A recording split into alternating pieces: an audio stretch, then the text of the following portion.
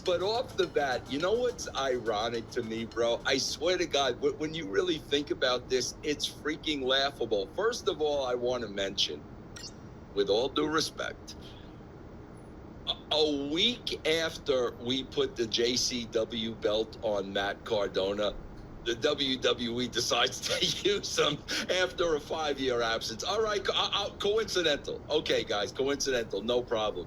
Here's the part that's hysterical to me. Did you guys actually know about Matt Cardona in JCW? I had no idea that he was in there, that they signed him. I had no idea.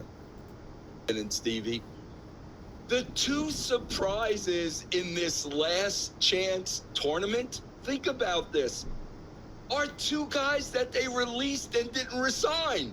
Right. Those are the two guys they use, and two guys that they had on the roster and either released or didn't re-sign. They're going to bring back as surprises. Is that not odd to you guys? Yeah, this week before that, Joe Hendry put out the Bye-Bye Miss American Pie satire thing for Chelsea Green, and he's even saying Matt Cardona in the song. Somebody's sitting there with a paper mask on of Cardona's face, and yeah, of course, there's no coincidences that you show up there where he's champ, and then, yeah, no, none of that.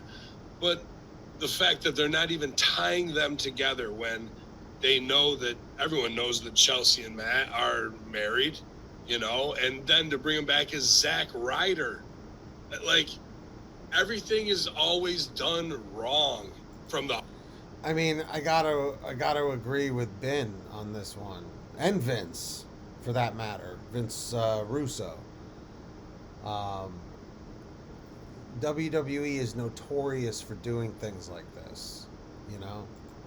Hardy Boys returning during the final deletion peak of that, and you bring them back as this, just because, oh, remember Nikki Bella wore a backwards red hat and top? Now she's got to do that forever? Like, there's no upgrade to do anything that isn't like a 20-year ago piece of business when they bring them back. Right. Why? I mean, Dolph Ziggler, I would have kept him as that, but he could have come back as Nick Nemeth. And either one of those guys going over would have been a good choice. And I talk about playing out the game and the scene. Well, you bring back Zach. Well, do you think Dolph Ziggler should come back as Nick Nemeth? You know? I think Dolph Ziggler is a more marketable name than his own actual name, you know? But that's just my opinion. What do you think? Ryder. Whatever, man. Whatever, you know, a Rose Banner and other name would smell as sweet. And you have him lose clean to LA Knight. Well, LA Knight's whole thing has been the game is that somebody keeps screwing him over out of it. A tournament, if the LA Knight's not going to win it, is a chance to do business and keep playing out that game. So who is his side business should have effed that over, and Matt Cardona could have gone over on his first night back. Instead, he's back. No, he's not. Just kidding. Dolph Ziggler, he's better gone. better than everybody on your roster. Hey. But it's true. Exactly what Ben is saying is the 100% truth. Okay? I mean, I don't know why Triple H or whoever's in charge at this point is making the decisions like this. This is why Vince is laughing. Look at him. Just look out, look at his face. Hey, he's big a pop as John Cena got last night. And where are they going to go with him from here? Yeah. Well, he's not re-signed, is he? No, but how are you supposed to have Dragunov versus whoever, and nobody knows what they're doing when it comes to selling or anything, and then you have Ziggler who can come out and give Solo Sikoa his best match ever and make him look that bump he took on the finish, he can bump better than anybody in that company. He was. Yeah, Dolph Ziggler can sell so freaking well for people. He's like a modern day Shawn Michaels. I always said that Dolph Ziggler reminded me of like the Mr. Ass Billy Gunn look, and a combination of Billy Gunn and Shawn Michaels. That's how I've always described Dolph Ziggler. As good as Mr. Perfect, he's better than Mr. Perfect. You know what's better than Mr. you know, Perfect. guys, I swear to God, because I've got to give them credit. Because here's what they do, bro. Here's what they do. They're at Madison Square Garden last night. Obviously, bro, they pulled out all the freaking stops. You know, AJ Lee, they pulled out all the stops. But here's what they do, bro. They're at Madison Square Garden. You know, when you have a live crowd, you know that crowd is going to be jacked up. Right. Okay, you know it, bro. I don't care where the crowd is. If you're going to any live event, you're going to be jacked up, guys. You're going to be excited going to a football game. You're going to be excited going to a concert. You're going to be excited going to see the Savannah Bananas. Whenever you're going to a live show, you're going to be excited. You're going to be pumped up. You're going to be anticipating it. You're going to be looking forward to it. Exactly. Like, when do you go to an event and you're bummed out about it? Like, oh man, I can't believe I have to go to this hockey game, or oh, I can't believe I have to go to this concert, you know? Unless it's like Taylor Swift or something you don't like. So they got a pumped up Madison Square Garden, and what do? Here comes freaking Brock Lesnar, and here comes Roman Reigns, and I'm sitting at home as a viewer, and I'm like, how many effing times are we gonna play these cards? Yep. And of course, the people at the Garden, they go bananas. Here comes Brock. Here comes Roman. We go bananas. So now, you know, the people watching at home think this is a big deal because the crowd there is going bananas. But I swear to God, Stevie, how long are they gonna get away with playing the same cards? I swear to God, bro, if we want to count Brock returns, if we want to count Roman returns, I swear to you, I bet you we're up to double digits now. I agree with Vince wholeheartedly here. Like, how many times are they going to do the same thing? Where they have Brock Lesnar come walking down the ramp, you know, where they got Roman Reigns walking down the ramp again with Paul Heyman in tow with his ponytail flying around and everything. I mean, how many times are we going to do that? How many? If you're still watching, comment, how many? bet you they've returned these guys at least 10 times a piece.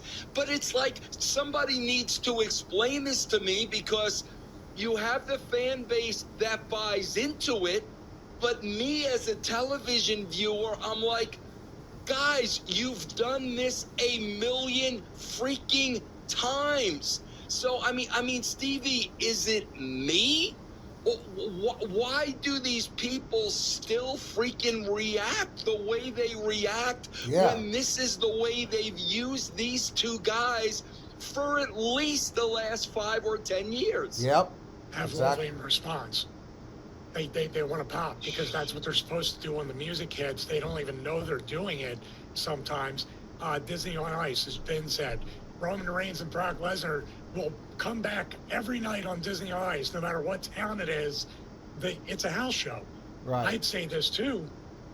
I'm looking at all these people returning and debuts and stuff. I'm like, where's the story? What's the story that kept Roman Reigns away? We kind of know what the story is that kept. Exactly. The stories like just don't have any depth to them like they used to. Like the storylines are just there's nothing to get excited about. It's like, how many times are we going to see Cody Rhodes versus this person, the American Nightmare? Oh my God, you know? Like, how many times are we going to see that? Like, once they finally like put a kibosh on the Daniel Bryan stuff years ago, I was like, oh my God, thank God. You know, because it's like, enough with this yes nonsense. Like, Vince Russo would have never ever been cool with the yes stuff in the Attitude Era. No way. It was just so weak. Brock away. But what's the stories to keep these people? Why did AJ Lee come in? It looks like she just came in for a cup of coffee, left, now she's back. Why did she leave? Why is she back? Right. Nobody even explains in a promo, this is why I'm back. That's the big missing piece, right, Ben? Like, why do you keep going away and why are you coming back? And when they explain it, Ben, what do Exactly. we get? We get the Nikki Bella story. It's the same shit over and over and over again, but yet, Ben, they freaking buy it, man. It's not a TV show. Let's be clear about that. Stevie said it's a house show. Absolutely. When you kick off slot 1, while the crowd's hot, like you said, with a shitty 6, with the top guys in the business, they're going to get the biggest pop. But that match is made on the fly. It's not a TV show. And then the rest of it with Brock and Roman or AJ Lee is a celebrity sighting. We're going to bring the celebrity sighting to your town so you can mark out. There's no TV story angle. These are cameos. Business week They're to week. making Yeah, cameos. You're right. That's it, Stevie. that's all it is. Yep. So, and They are. That's exactly what they're doing. They're making cameos. It's not a wrestling show like it used to be. then when you do it in MSG and load the house up on Cena's final show, and you have Ari call in UFC fighters on his roster, NFL guys, shitty rappers, up and coming Illuminati celebrity girls we don't know or care about, like one after another. And then Steph sitting in the crowd, and then Shane's in the back of the crowd. Even Shane couldn't afford the good seats. Oh Like, my that's how God. expensive shit is now. Yeah, can we sit up for Now that's pretty funny. That is some funny stuff for sure. About Shane. $50 million too much for ringside for this kid. I don't know who we had with him. I think it was Kenyon that made the show last night. So, yeah, man, every bit of this is just a weird celebrity ego stroke under the Ari Emanuel Rolodex to like march out cameo appearances. And there is no TV show. Right. But they're buying it. In New York City, where New York and Philly, usually they're really, really critical of all that. Like, we know you're trying to feed us the same BS, but they've done a whole Jedi mind trick now. Yeah, it's buying the fact that Exactly. you're buying the clout of going, I was at Cena's last Raw. Nobody cares about the show. It's about, I was there. Exactly. And I got one over on you.